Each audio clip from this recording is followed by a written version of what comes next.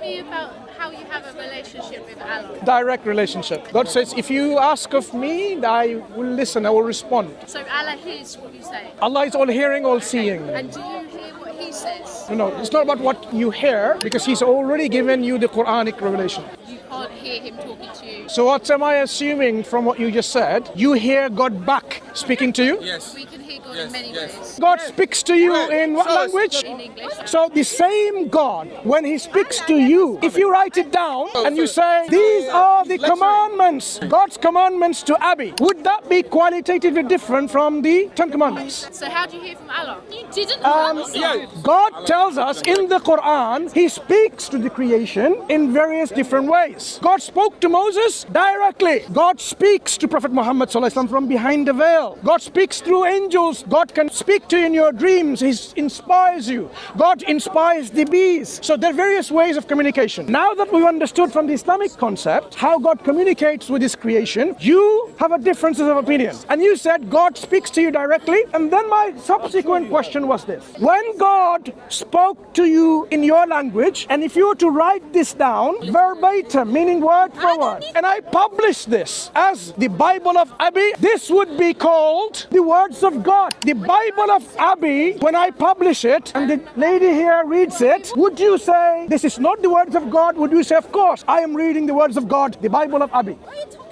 Anyway, my point is... What am I talking about? I'm talking about something that makes sense. If you don't know what sense is, then I would suggest you start using critical thinking.